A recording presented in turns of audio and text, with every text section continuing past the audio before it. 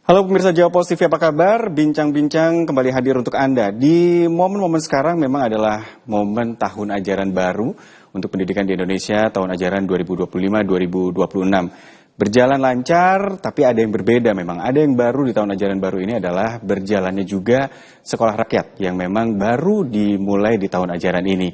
Program yang diinisiasi oleh pemerintah pusat Republik Indonesia ini sudah berjalan di beberapa daerah, termasuk diantaranya adalah di Jawa Timur, yang menurut data dan catatannya ternyata Jawa Timur menjadi satu wilayah provinsi yang sudah menjalankan sekolah rakyat di awal tahun ajaran baru ini dengan jumlah terbanyak di Indonesia. Ada 12 dan akan ditambah lagi di dalam waktu dekat.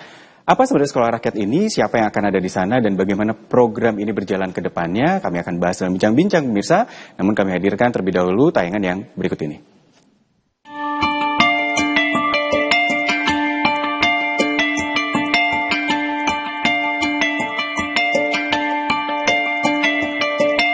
Sejak 14 Juli kemarin, sekolah rakyat resmi beroperasi tak terkecuali di Provinsi Jawa Timur. Sebagai tahap awal, realisasi sekolah rakyat yang direncanakan ada di 63 lokasi, Jawa Timur menjadi provinsi dengan jumlah terbanyak, yakni sebanyak 12 titik yang telah resmi beroperasi.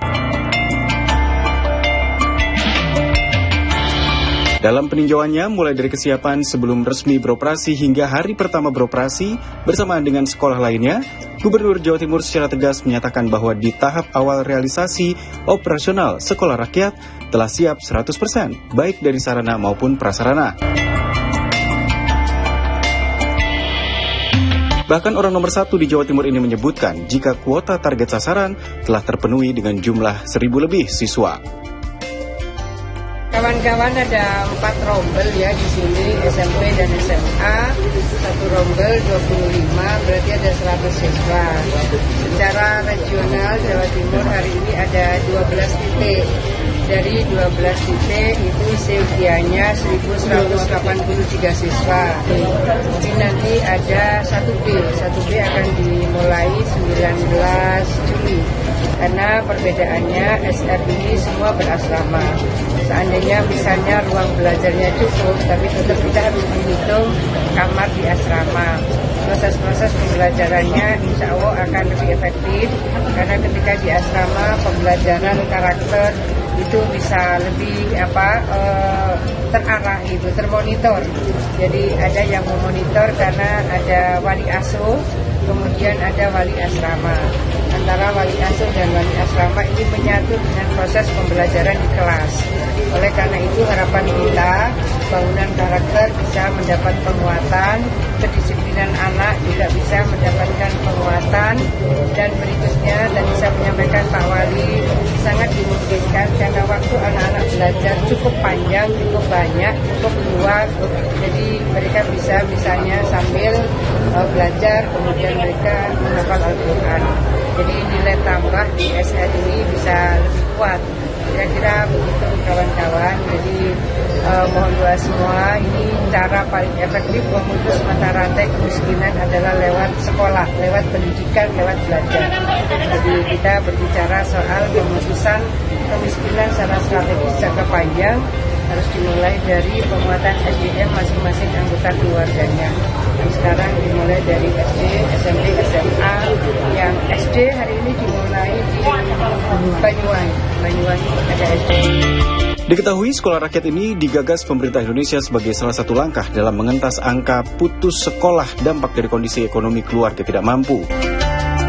Lantas apa perbedaan dari program ini dengan sebelumnya dalam bentuk bantuan pendidikan, dan bagaimana mekanisme program yang secara perdana baru saja berlangsung, serta seperti apa target sasaran program tersebut? Kita bahas dalam Bincang-Bincang. Optimalisasi operasional sekolah rakyat menjadi topik bincang-bincang hari ini pemirsa, dan saya tidak sendiri. Di studio sudah hadir para narasumber yang sudah bersama saya saat ini. Ada Ibu Restu Novi Widiani sebagai Kepala Dinas Sosial Provinsi Jawa Timur, ada Pak Warsono sebagai Ketua Dewan Pendidikan Jawa Timur, ada juga Mas Jairi Irawan sebagai Wakil Ketua Komisi E DPRD Jawa Timur, dan secara daring ada Pak Martadi, pakar pendidikan dari UNESA. Bu Novi, Pak Warsono, dan juga Mas Jerry, selamat malam. Malam. Terima kasih sudah hadir. Saya juga ingin sapa terlebih dahulu Pak Martadi, apakah sudah tersambung? Pak Martadi, selamat malam. Pak Martadi? Halo. Ya, selamat malam. Terdengar? Terdengar, Pak. Selamat malam. Selamat malam. Terima kasih sudah bergabung dari. Selamat malam untuk semuanya, Prof. Marsono, Bu Novi. Malam. Ada Mas Jairi juga, Pak Martadi. Mas Jerry. Selamat malam, Mas Jerry. Selamat malam, Pak Martadi, salam kenal. Baik, kita akan mulai membahas lebih dalam tentang sekolah rakyat ini pemirsa. Namun usai jeda, bincang-bincang kembali sesaat lagi untuk Anda.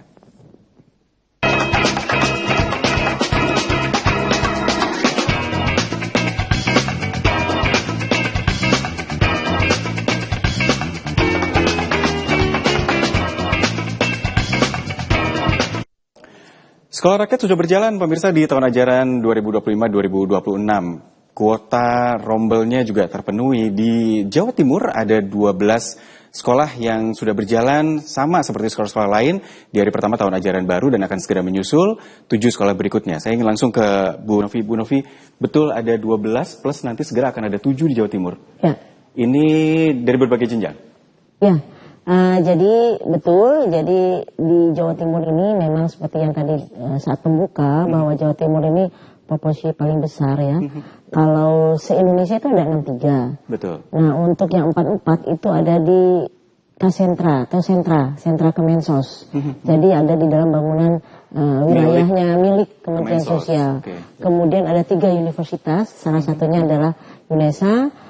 Yang 5 baru di luar Provinsi Jawa Timur. Itu pun masing-masing provinsinya satu-satu. Nah ada aja 2. Nah artinya bahwa Provinsi Jawa Timur mengambil bagian paling besar untuk tahap 1A. Jadi ada tahapan 3. 1A, 1B, 1C. Nah untuk Jawa Timur sudah siap 1A. Ini 12. Mulai kemarin 14 Juli. 1B ini sedang finalisasi pembangunan yang akan ditetapkan nanti mulai pembelajaran 1 Agustus. Kemudian 1C ini akan menyusul nanti ini sekitar bulan September. Jadi tahapan seperti itu. Jawa Timur 1A 12, 1B-nya nanti 7, dan 1C sedang dihimpun berapa nanti. Saya jadi ingin tahu apa yang membuat Provinsi Jawa Timur bisa dikatakan yang progresnya cukup banyak, cukup cepat juga dibandingkan dengan tempat lain, Bu. Apa memang banyak aset-aset pemerintah yang memang bisa digunakan sebagai sarana untuk sekolah rakyat atau dari sistem kerjasamanya atau apa kuncinya, Bu? Pertama adalah ketika Bapak Presiden mencanangkan melalui Impres nomor 8 tahun 2025 ini, langsung Ibu Gubernur waktu itu mengundang Bapak Menteri Sosial di Gerahadi, saya ingat waktu itu, dan mengundang juga kabupaten kota. Disitulah dijelaskan bahwa ada program nasional yang maksudnya tentunya untuk memutus rantai kemiskinan. Kita tahu bersama bahwa kita selalu berpacu untuk menurunkan angka kemiskinan. Ya. Saya rasa kunci pertamanya adalah komitmen bersama antara pemerintah provinsi dan juga kabupaten kota yang menangkap program ini adalah program nasional dan sangat menguntungkan, sangat bagus ketika ini bicara pendidikan untuk anak bangsa. Jadi memang perspektifnya ini untuk pendidikan anak bangsa, memutus mata rantai putus sekolah itu tadi, dan komitmen pemerintah dari pusat sampai ke daerah ini berjalan dengan baik. Sepertinya. Baik, saya ke Mas Jairi. Mas Jairi melihat apa yang dilakukan pemerintah Provinsi Jawa Timur sejauh ini dari Komisi E tentu juga memperhatikan apa yang sudah menjadi perhatian khusus dari Komisi E dari berjalannya sekolah rakyat dari mulai persiapan sampai sudah berjalan sekarang. Yang pasti kecepatan Bu Gubernur dalam implementasi programnya Prabowo kita apresiasi dan kita berikan nilai plus lah untuk persiapan ini. Bahkan ini salah satu mempercepat untuk kemiskinan Jawa Timur. Apalagi kita juga masih relatif tinggi di Jawa Timur, kemiskinan perkotaan maupun kemiskinan pedesaan. Sehingga program ini yang dicanangkan oleh Pak Prabowo sebagai salah satu langkah untuk mempercepat penurunan kemiskinan ya melalui pendidikan ini. Tapi kan mempercepat atau menurunkan kemiskinan kan tidak serta-merta akan kita hasilnya akan kita nikmati dalam beberapa waktu ke depan. Ini pastinya karena ini sekolah pasti mereka akan butuhkan bagaimana merubah mindsetnya anak-anak, bagaimana merubah pola hidupnya anak-anak, bagaimana nantinya kehidupan yang mereka jalankan ini setelah mereka selesai dari pendidikan itu menjadi langkah awal mereka akan keluar dari lingkaran kemiskinan ini. Itu yang kami tangkap. Ya, jadi ini bukan sesuatu yang harapannya bukan jangka pendek ya. Ya. Ini berjalan jangka panjang dan hasilnya juga akan dinikmati atau dilihat nantinya gitu ya. Ya. Karena memang baru berjalan sekarang.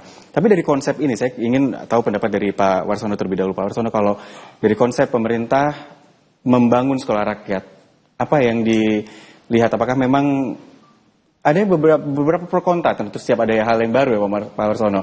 Dari Dewan Pendidikan sendiri seperti apa sikapnya? Oke, jadi begini, kita harus lihat dulu bahwa pendidikan itu adalah tanggung jawab bersama dan juga kewajiban bersama serta kepentingan bersama. Kemudian di sisi lain, pendidikan itu adalah hak anak untuk bisa mengembangkan potensi dirinya. Nah, dengan pendidikan ini anak akan berkembang potensinya sehingga memiliki modal untuk hidup ke depan. Nah, kalau anak-anak ini tidak diberi fasilitas pendidikan, maka potensi yang ada di dalam dirinya tidak akan berkembang. Kalau tidak berkembang, dia tidak akan memiliki modal untuk hidup. Akhirnya terjebak pada suatu kemiskinan lagi. Oleh karena itu, kalau ini dikatakan salah satunya adalah untuk memutus rantai kemiskinan, karena orang miskin itu kan pendapatannya rendah. Kenapa pendapatannya rendah? Karena kompetensinya nggak punya. Nah, karena pendapatannya rendah, maka tidak bisa menyekolahkan. Kalau tidak bisa menyekolahkan, maka kompetensinya tetap rendah lagi. Akhirnya akan berputar-putar di kemiskinan itu.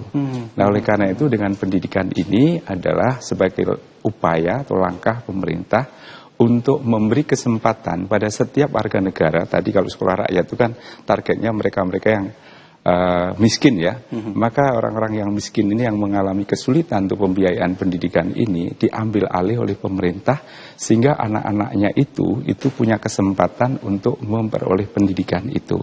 Jadi ini yang perlu kita garis bawahi ya ke kebijakan pemerintah itu, karena bagaimanapun juga pendidikan itu kepentingan juga selain untuk kepentingan anak itu sendiri juga untuk kepentingan bangsa. Ya.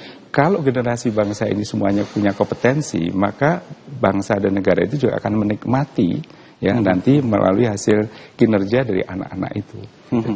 Ya. Baik, saya masih ada waktu ke Pak Mar tadi terlebih dahulu. Pak Mar tadi saya juga ingin tahu nih pendapatnya seperti apa, apalagi juga di Surabaya yang berjalan sekolah rakyatnya juga salah satunya di UNESA Pak Mar tadi. Iya, jadi seperti yang disampaikan oleh Prof. Warsono tadi ya, bahwa secara konsep clear ya, bahwa pendidikan itu merupakan sarana yang efektif untuk mengangkat atau mengentas kemiskinan struktural. Banyak artikel literatur tentang itu, sehingga secara konsep clear sudah tidak perlu kita diskusikan. Secara regulasi payungnya ada melalui Inpres nomor 8 tahun 2025. Tinggal ke depan payung ini apakah kemudian perlu diangkat pada tataran undang-undang atau enggak, nanti perlu kita diskusikan. Kalau kita ingin bicara tentang pendidikan kan bukan hanya membangun sebuah gedung, begitu gedung dibangun selesai, bukan itu. Tapi justru yang lebih penting adalah bagaimana memastikan ketika proses sekolah rakyat ini sudah dimulai, lalu bisa kita kawal betul sehingga anak-anak bisa terlayani haknya mendapatkan pendidikan dengan baik, lalu dia mentas dan akhirnya betul-betul dia mendapatkan kehidupan yang layak. Pada ujungnya adalah dia mengangkat ekonomi keluarga, karena goal akhirnya adalah itu ya, goal akhirnya adalah mengangkat ekonomi keluarga. Saya sepakat dengan konsep sekolah rakyat bahwa ini boarding. Karena apa?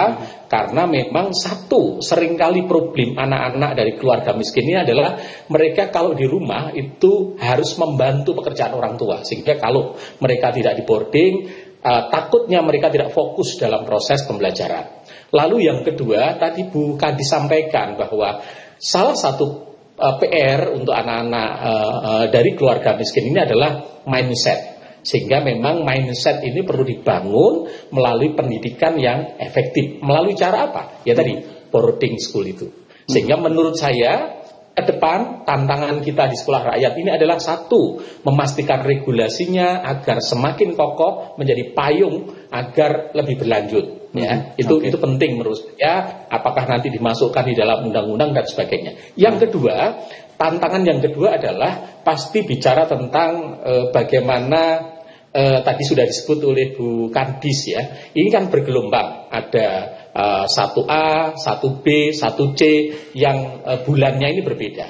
Sehingga nanti perlu dipikirkan bahwa pasti akan bergeser pada capaian kurikulum ya. Nah, nanti pada saat ujian apakah nanti kemudian mereka juga akan berbeda ataukah akan bersama dengan Kementerian Pendidikan Dasar dan Menengah ya, sehingga ini akan secara teknis perlu dipikirkan koordinasi yang baik antara Kemendikbudmen dengan Kemensos sehingga nanti status anak ini clear ya, kemudian Dapodiknya nanti apakah sendiri melalui Kemensos atau ikut Kemendikbudrismen, lalu bagaimana nanti pengawasan dan pembinaan ya untuk menjamin quality insure-nya itu perlu dipikirkan apakah di bawah koordinasi Kemendikbudrismen atau Kemensos atau dua-duanya kolaborasi. Jadi kata kuncinya adalah perlu komunikasi, koordinasi yang baik antara dinas sosial kemudian Kemendikbudrismen agar tujuan yang mulia yaitu sekolah rakyat untuk anak-anak miskin ini betul-betul nanti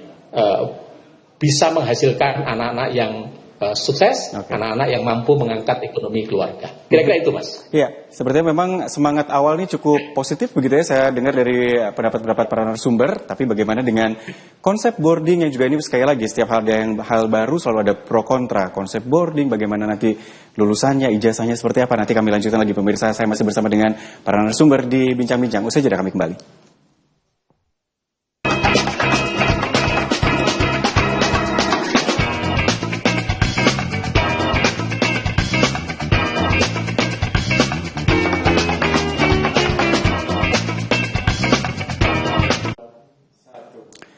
Sekolah rakyat yang baru berjalan memang memiliki fasilitas yang juga baru, pemirsa, meskipun ini juga diusahakan seefektif mungkin dari bagian-bagian atau aset-aset dari pemerintahan yang memang sudah ada, lalu juga dibangun sedemikian rupa untuk fasilitas bagi siswa-siswi di sekolah rakyat. Saya ingin kembali ke Bu Novi dari yang sudah berjalan, apakah memang sudah sesuai seluruhnya dengan apa yang ditargetkan, apa ada SOP-nya tersendiri Bu untuk bisa running sekolah rakyat yang ini sudah bisa jalan, yang ini belum gitu?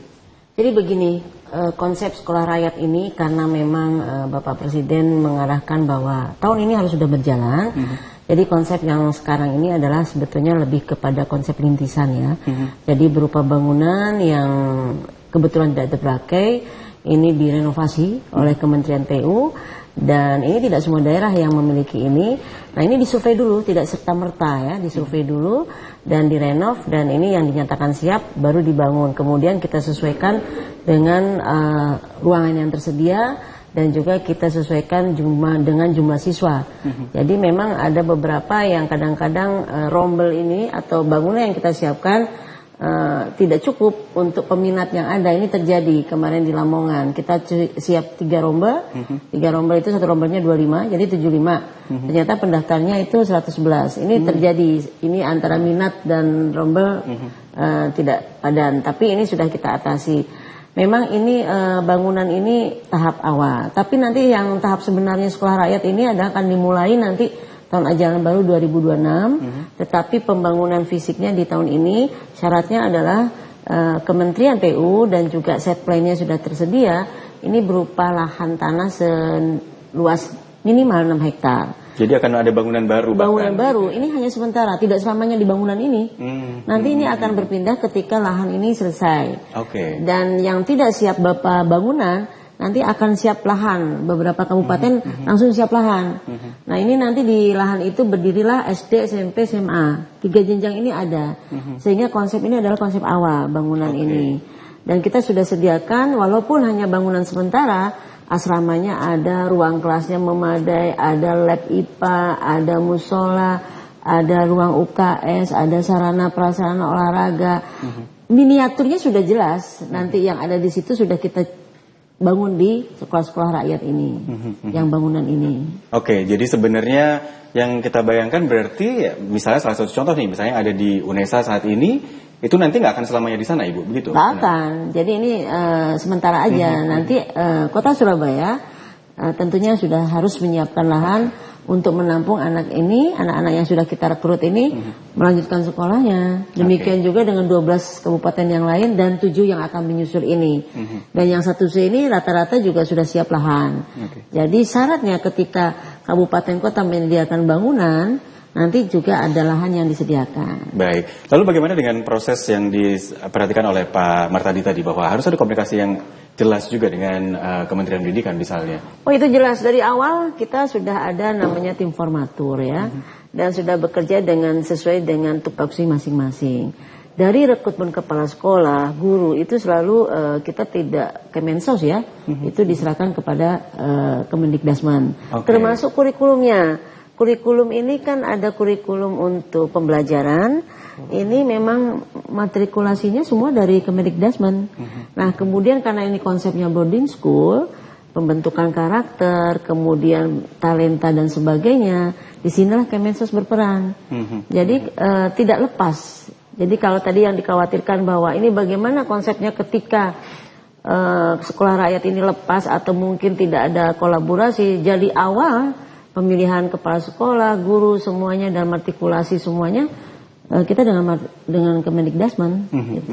Jadi memang dari awal sepertinya memang sudah dijaga betul ya Bu, supaya kualitasnya ini tetap terjaga. Nggak banyak yang menganggap ini buru-buru seperti itu, tapi sebenarnya kalau Bu Novi melihat dari pemerintah pusat pun dari Kementerian Sosial sudah mengatur ini sedemikian rupa. Iya. Bukan itu saja yang ingin saya sampaikan, betapa dahsyatnya sekolah rakyat ini karena memang diperuntukkan untuk masyarakat tidak mampu begitu ya. Banyak sekali partisipasi dari semuanya, termasuk matrikulasi untuk boarding school. Yang berangkat duluan kan ini boarding school ini Al-Hikmah ya, kita tahu bahwa ya. Ini Kemensos sudah kerjasama dengan Al-Hikmah. Bahkan pembelajaran lewat IT-nya kita sudah kerjasama dengan Al-Hikmah, sehingga itu secara gratis aplikasinya diberikan. Kemudian pembentukan karakter dan ada talent pool sebetulnya. Talentanya juga kita bangun di sekolah rakyat. Ini dengan serta-merta Kementerian Sosial mendapat partisipasi dari Bapak Ari Ginanjar. Jadi seluruh siswa SR nanti secara dini sudah ada talent pool yang memakai aplikasi talent DNA yang dimiliki oleh Bapak Ari Ginanjar. Jadi bakat dari teman-teman atau bakat dari anak asuh nanti di sekolah rakyat ini sudah terlihat bahwa ini potensinya kemana, ini kemana, sehingga sampai seperti itu. Jadi selain pembentukan karakter, talentnya juga sudah kita siapkan, dan sarana prasarana walaupun bangunan sudah ada miniaturnya, sehingga nanti ini ketika apalagi nanti lahan, ini lebih jelas lagi. Saya rasa itu sudah dipikirkan sejak awal dan sudah ada kolaborasi. Tinggal bagaimana ya tadi itu tambahan-tambahan payung hukum, kemudian penguatan komitmen di seluruh pihak. Saya rasa di formasi ini tidak hanya Kemendikbud, tidak hanya Kementerian Sosial, bahkan Kementerian Kesehatan turun tangan kemarin ketika MPLS didahului dulu dengan tes kesehatan dan tes kebugaran. Semua dilakukan oleh Kementerian Kesehatan tidak berbayar dan pemeriksaannya sangat lengkap. Dari gula darah, dari tinggi badan, berat badan, semuanya sudah siap seperti itu. Mungkin itu. Jadi rasanya udah semangat gotong royong, saling memberikan kontribusi ini sudah cukup terasa dan kolaborasi ini ya. Tapi saya juga ingin tahu nih sebenarnya dari pemerintah Provinsi Jawa Timur, apakah juga akan disiapkan anggaran tambahan untuk itu atau hanya sekedar memang nanti menyiapkan aset-asetnya untuk bisa dibangun sekolah rakyat. Tapi usai jeda pemirsa, saya harus jeda terlebih dahulu, kami akan segera kembali.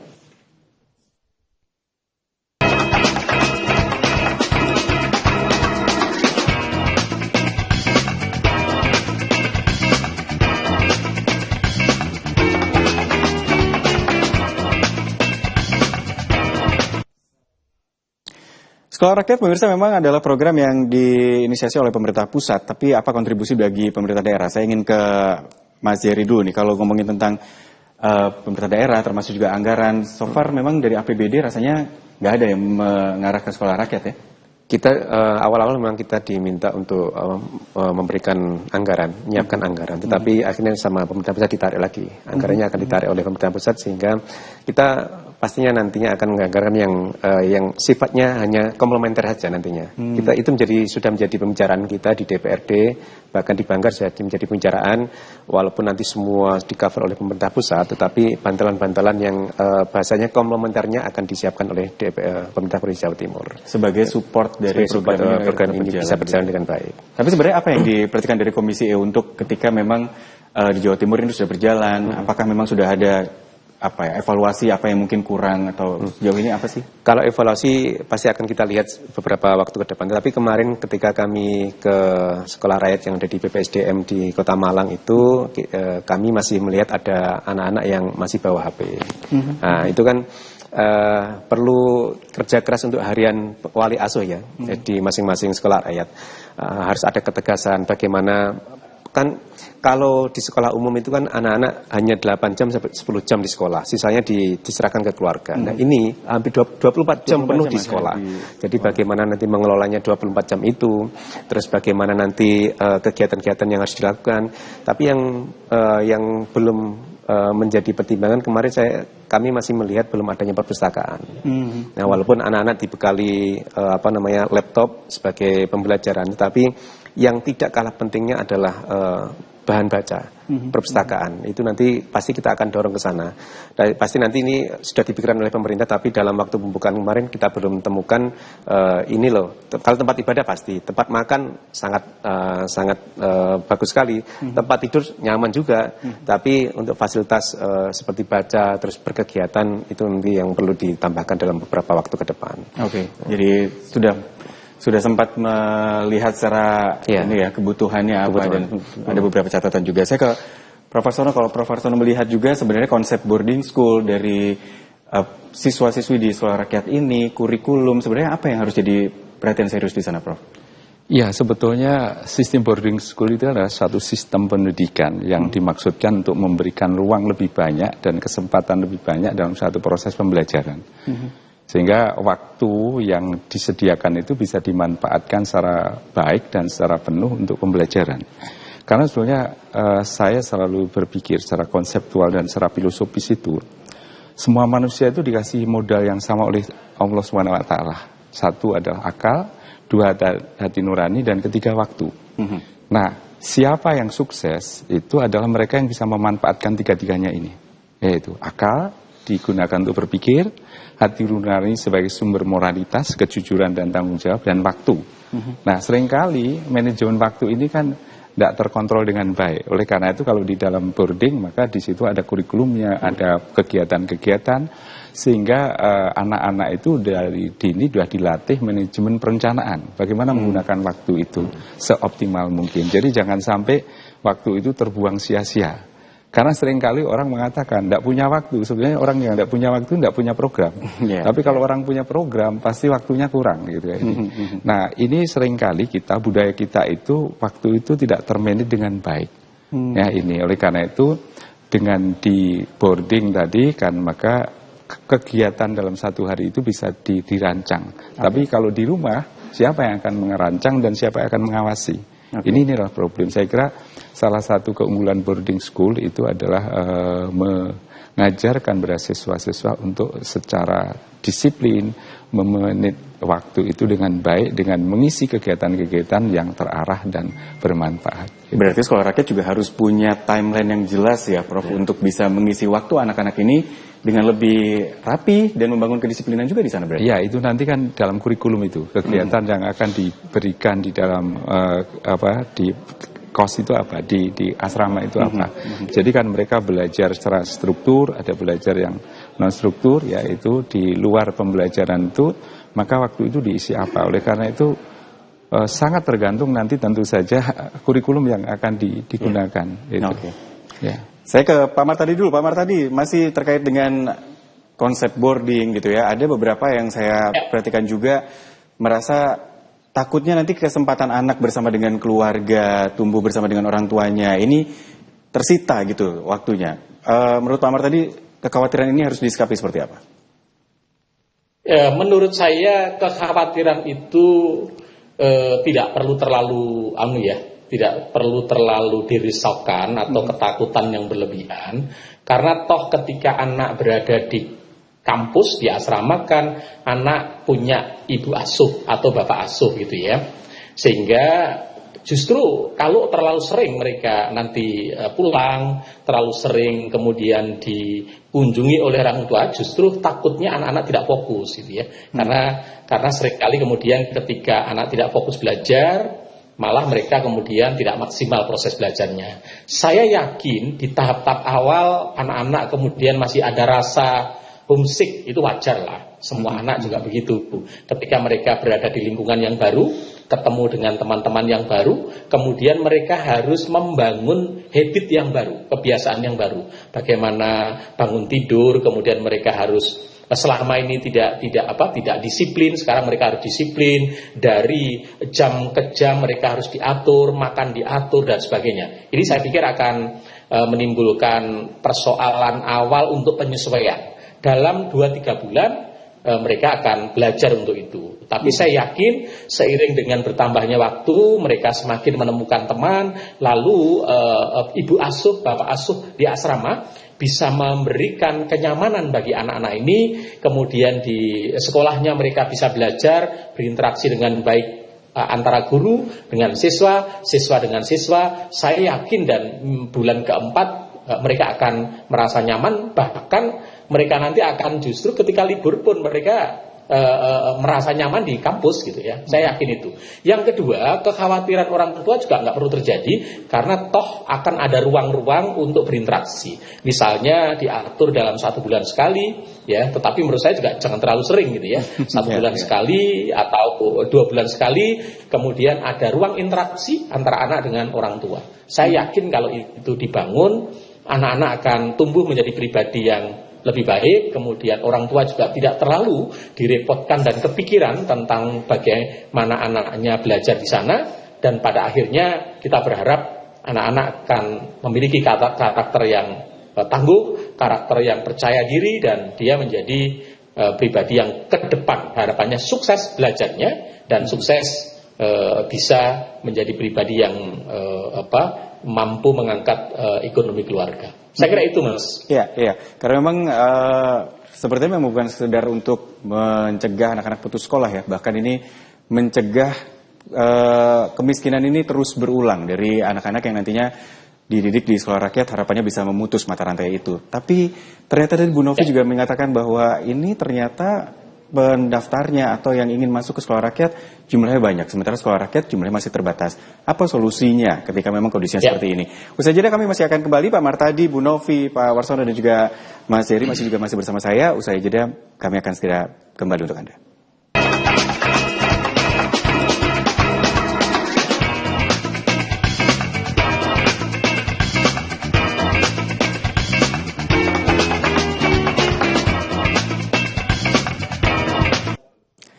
Kita tahu bahwa sekolah rakyat ini diperuntukkan oleh anak-anak dari keluarga prasejahtera atau mungkin keluarga miskin ya, dikatakan seperti itu. Tapi di sisi lain ternyata dari angkanya sebenarnya masih akan sangat banyak yang harus bisa ditampung. Tapi ternyata kuotanya untuk sekarang masih sangat terbatas.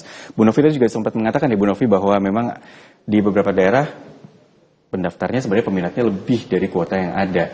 Meskipun dari proses yang ada sebenarnya ini ya Bu ya, sempat ada verifikasi, ada tanya jawab dulu, menawari ke keluarganya mau nggak boarding school di asrama, seperti itu ya prosesnya. Jadi cerita sedikit tentang persyaratan ya. Jadi persyaratan untuk sekolah rakyat itu memang pertama adalah dia berada di DC 12, data yang ada di data terpadu sosial ekonomi secara nasional, DTSEN yang kita kenal. Data ini dari Kementerian Sosial diberikan kepada kami yang ada bangunan sekolah rakyatnya.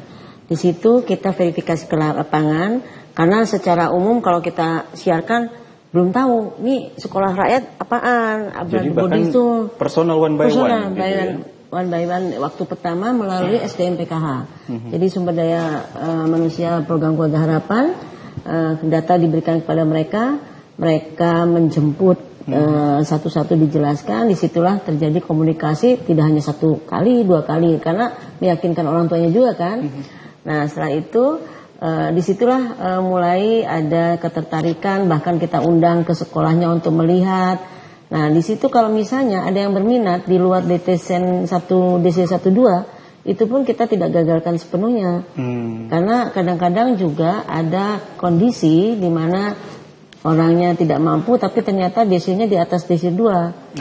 Nah, kemudian Dinas Sosial, Dinas Pendidikan, dan BPS ini mengesahkan, oh ya ternyata dia masuk di DC 1 atau 2 dan bisa di sekolah rakyat. Seperti itu kondisinya.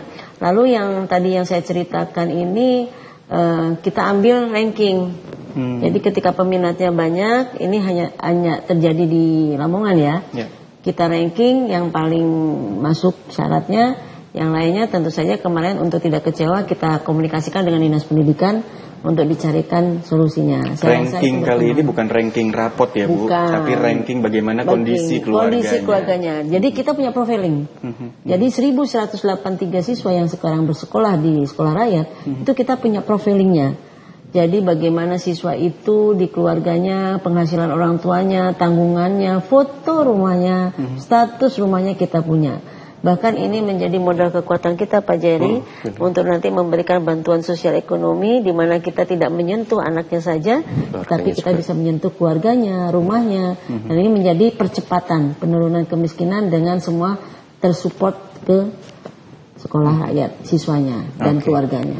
Baik, Mas Jerry kalau melihat kantong-kantong kemiskinan di Jawa Timur kan juga masih banyak gitu ya, masih banyak harus jadi perhatian. Sementara belum semua kota juga punya sekolah rakyat gitu ya. Apa yang sebenarnya harus dilakukan pemerintah provinsi untuk bisa mendorong menampung ini? Karena kan kalau sudah berjalan, sudah banyak publikasi, banyak yang ingin tentunya gitu kan. Apa nih solusinya kalau sudah seperti ini? Sebenarnya gini, kita jangan berfokus pada sekolah rakyat pastinya. Karena kemiskinan kita di September kemarin 2024 kan masih 3,89 juta. Jadi kan itu masih angka yang besar. Jadi kalau kita berfokus pada sekolah rakyat, kita akan keteteran pastinya. Karena apa? Kebutuhannya di sekolah rakyat itu wah lah menurut kami ya. Tapi yang PR berikutnya adalah bagaimana memikirkan sekolah-sekolah di luar sekolah rakyat, sekolah SD negeri, SD swasta, terus SMP negeri swasta dan SMA juga, belum lagi yang pondok pesantren. Jadi untuk saat ini contoh yang paling nyata ada di salah satunya di Blitar itu ada 3 sekolah SD dilebur jadi 1. Terus di Pacitan itu ada 16 sekolah dasar dilebur jadi 8. Dan itu PR kita sebenarnya. Kalau kita berfokus pada sekolah rakyat, anggaran kita terserap terlalu banyak. Makanya bagaimana nanti yang sekolah dasar itu kita perbaiki kualitas gurunya, kita perbaiki fasilitas, kita perbaiki. Apalagi yang sekolah sudah gratis semua. Jadi tidak harus ke sekolah rakyat fokus kita, tapi nantinya bagaimana memeratakan kualitas pendidikan ini, baik negeri swasta itu harus setara sehingga banyak orang pilihan, banyak memilih. Jadi kalau mau ke sekolah rakyat dengan itu oke lah, gak apa. Tapi kalau memang contohnya sangat kangen dengan keluarga, nggak bisa ngeluarin, ya kan bisa sekolah di yang samping rumah, yang itu juga fasilitasnya juga harus distandarkan juga dong dengan sekolah rakyat. Jadi kita sekali lagi jangan fokus ke sekolah rakyat dengan bangunan dengan anggaran yang besar, tapi bagaimana sekolah-sekolah yang ada saat ini juga diperbaiki, kualitas maupun kuantitas gurunya juga harus diperbaiki, sehingga banyak pilihan, nggak harus ke sekolah rakyat. Itu yang menjadi PR kita ke depan. Kalau semua harus ke sekolah rakyat, pastinya tidak semua daerah mungkin bisa memenuhi karena harus ada syarat lahan 6 hektar dan sebagainya. Belum lagi nanti membangun bangunan yang harus disiapkan. Terus nanti dikumpulkan 1, 2, 3 kelas SD, SMP, SMA.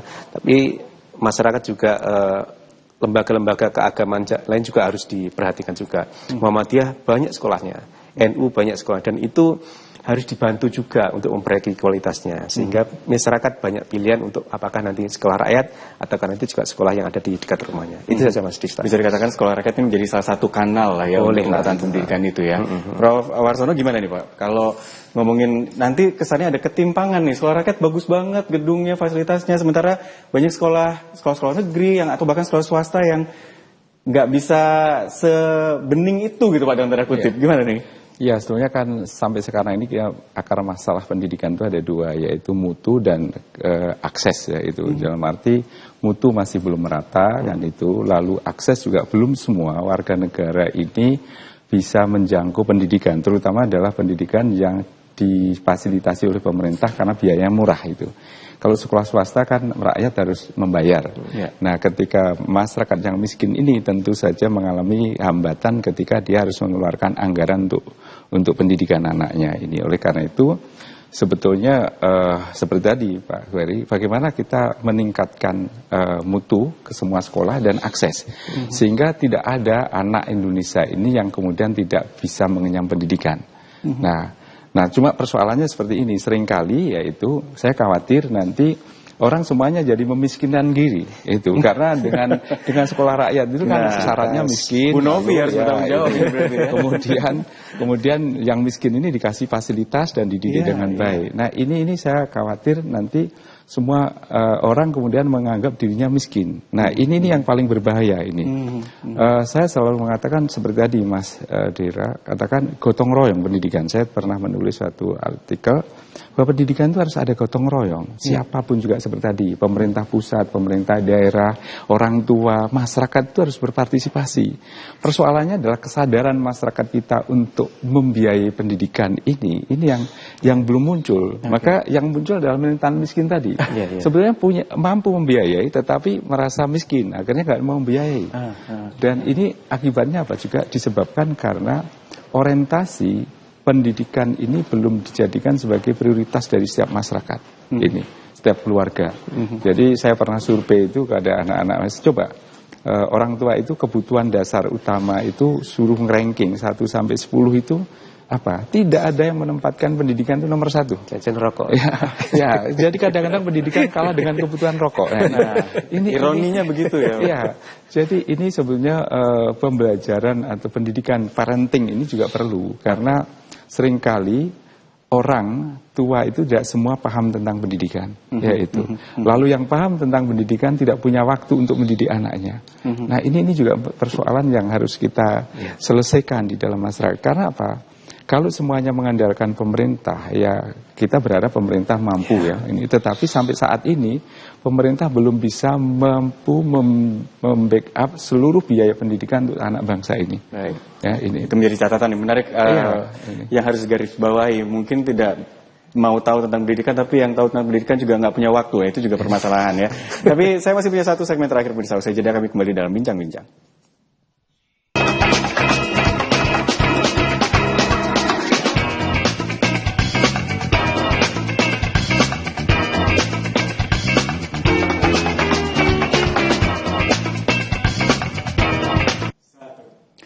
Menarik memang ketika kita melihat fasilitas yang ada di sekolah rakyat, fokus pemerintah sekarang juga sedang ada di sekolah rakyat, lalu khawatirnya nanti banyak yang mengklaim dirinya prasejahtera atau miskin dan ingin masuk ke sana. Saya ke Pak Martadi dulu, Pak Martadi. Ya, Mas. Ini menyikapi kondisi seperti ini gimana nih, Pak Martadi? Karena memang kan pendidikan harusnya merata. Tadi Mas Jiri juga bilang ya, nggak fokus ke sekolah rakyat aja sih. Semua SD, SMP, SMA, negeri, swasta juga akan diperhatikan.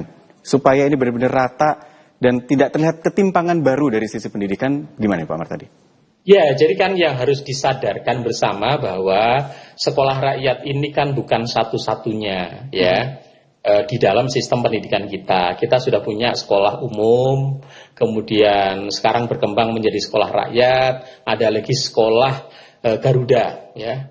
Dan ini hanya salah satu saja, sehingga memang kalau kita ingin memastikan layanan pendidikan yang bermutu seperti amanah undang-undang di pasal 31, ya memang nanti semua sekolah itu harus mendapat perhatian. Jadi sekolah umumnya juga tetap ditata semakin berkualitas, kemudian sekolah rakyatnya juga tetap ada, kemudian sekolah Garuda juga ada, sehingga keberadaan 3 model sekolah ini menjadi pilihan yang semakin terbuka bagi masyarakat kita untuk mendapat layanan pendidikan yang baik. Saya yakin sebenarnya justru yang harus dibangun juga adalah bagaimana membangun mentalitas pada masyarakat kita bahwa kemiskinan itu bukan kenyamanan. Kemiskinan itu adalah sesuatu yang harus bangkit, bukan kemudian mereka menggunakan kemiskinan itu sebagai privilege untuk mendapatkan kemudahan-kemudahan. Saya yakin tidak ada kok masyarakat yang ingin miskin, tidak ada. Semua orang pasti ingin berdaya dalam hidupnya. Sehingga menurut saya tidak terlalu dikhawatirkan bahwa nanti masyarakat kemudian akan memiskinkan diri, tidak ada, karena toh sudah ada ukurannya. Bu Novi sudah punya instrumen seseorang disebut miskin seperti apa. Selama kemudian masuk di instrumennya Bu Novi yang dipotret melalui data DTSEN, saya pikir nggak ada masalah. Justru menurut saya adalah dengan kehadiran sekolah rakyat, nanti salah satu ukurannya adalah apakah kemudian data DTSEN tentang kemiskinan akan semakin turun. Kalau itu semakin turun, maka kehadiran sekolah rakyat memang berdampak, ya, berimpak kepada pengentasan kemiskinan. Tapi kalau kemudian dengan sekolah rakyat justru jumlah miskinnya semakin besar, nah ini yang perlu kita evaluasi kembali. Kenapa bisa seperti itu, gitu ya? Kita mengentas, tetapi kok kemiskinan semakin menurun. Dan sekolah rakyat bukan satu-satunya untuk mengentas kemiskinan. Bu Novi sudah punya banyak program yang lain untuk intervensi orang tua, untuk intervensi anak, yang pada ujungnya kita berharap kemiskinan di Indonesia yang selama ini menjadi PR kita bersama lambat laun bisa turun. Saya kira itu. Baik Pak Martadi, Bu Novi di menit-menit terakhir, 2026 kabarnya harusnya sudah tidak bersifat sementara lagi gedung-gedungnya. Mungkinkah di Jawa Timur akan berjalan di 2026 untuk sekolah rakyat? Dengan melihat berbagai rapat dan kemudian survei dari Kementerian PU, ini satu hal yang ya kita harus optimis ya, dan sudah disiapkan, dan untuk dibangun atau tidaknya lahan itu benar-benar menjadi sebuah kajian yang universal dari Kementerian PU Cipta Karya. Jadi kita udah ada bagiannya untuk bangunan fisik Kementerian PU, bahkan harus dipastikan lahan itu tidak dalam sengketa, beres, pembebasan tanahnya dan sebagaimana yang ditetapkan. Inilah kewajiban pemerintah kabupaten kota untuk menyiapkan lahan itu siap dibangun, tidak ada kendala. Baru kemudian pusat untuk yang membangunnya. Saya rasa ini kerjasama yang sudah dirintis sejak awal, bahkan kita sudah menandatangani MOU dengan Kementerian Sosial, semua pemerintah daerah yang akan mewujudkan sekolah rakyat. Jadi seperti itu. Baik, dari DPRD Mas Yeri mungkin apa yang akan dikawal supaya memang bisa berjalan dengan baik sekolah rakyat ini setidaknya di tahun awal dan bahkan nanti di 2026 mungkin juga sudah punya gedung sendiri. Kalau pastinya untuk pengawalan untuk sekolah rakyat sendiri pasti akan dikawal penuh sama pemerintah pusat. Yang kita kawal adalah bagaimana untuk keluarga-keluarga mereka. Pasti kita akan mendorong dinas sosial dengan bantuan-bantuan ekonomi produktif, bantuan-bantuan yang lain. Kalau memang bantuan disabilitas kita bantalan lah. Kalau bantuan untuk yang masyarakat miskin ekstrim pastinya bantalan keseharian. Tapi yang tidak kalah pentingnya adalah ke depan kami mendorong untuk perbaikan sekolah-sekolah umum yang lain, perbaikan guru, perbaikan gaji guru. Kita masih menemukan lah sekarang ini gaji guru masih 300 dan itu dibayar 3 bulan sekali, itu masih banyak sekali. Sehingga jangan sampai kita hanya terfokus pada satu sekolah rakyat saja, tapi kita harus holistik. Untuk mengentaskan kemiskinan harus holistik.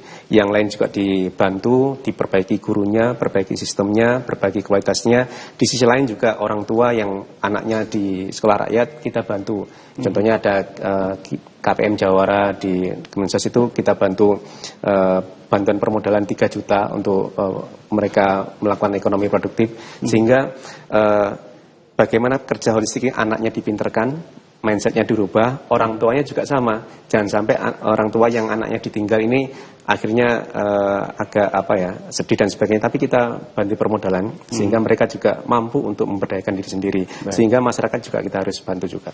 Gitu. Terakhir saya ingin juga ke Prof. Warsono, singkat saja Prof. Mindset apa yang harus dimiliki orang tua, termasuk juga bahkan anak-anak, supaya pendidikan ini bisa maksimal di Indonesia? Oke, jadi ada satu, orang tua harus melihat anak itu sebagai investasi masa depan, bukan sebagai sumber daya yang harus dipekerjakan. Orang miskin biasanya melihat anaknya sebagai tenaga kerja, sehingga dia mengabaikan pendidikan. Yang kedua adalah mental miskin. Jadi bukan masalah miskin harta, tetapi mental miskin ini yang harus dirubah. Karena kalau mental miskin itu orangnya kaya, tetapi masih merasa kurang, gitu ya itu. Sehingga kalau ada gratis, wah berebut, gitu ya itu. Lalu yang ketiga adalah anak harus bangun bahwa pendidikan itu adalah sebagai tonggak untuk menuju masa depan yang lebih baik. Jadi itu yang harus dirubah mindset anak, bahwa pendidikan itu penting untuk masa depan. Orang tua melihat anak itu sebagai investasi masa depan, bukan sebagai tenaga kerja. Dan mental miskin ini yang paling banyak sekarang ini kan. Makanya kalau ada bantuan sosial gratis itu semua berebut. Karena itu bukan miskin harta, tapi miskin mental gitu. Baik. Mudah-mudahan juga data DTSM ini juga bisa valid, Ibu, terus di-refresh lagi.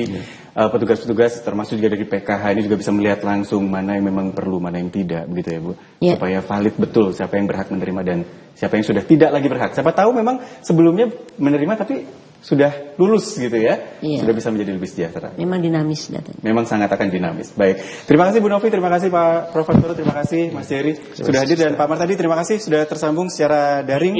Terima kasih Pak untuk ulasan-ulasannya. Sehat selalu, kita jumpa lagi lain waktu. Terima kasih pemirsa sudah bersama kami. Kita pantau terus bagaimana sekolah rakyat ini bisa berjalan dan mudah-mudahan memang bisa membantu mengentaskan kemiskinan dan mensejahterakan masyarakat Indonesia, termasuk yang tadinya miskin bisa jauh lebih sejahtera. Saya Disan Nugraha pamit. Sampai jumpa.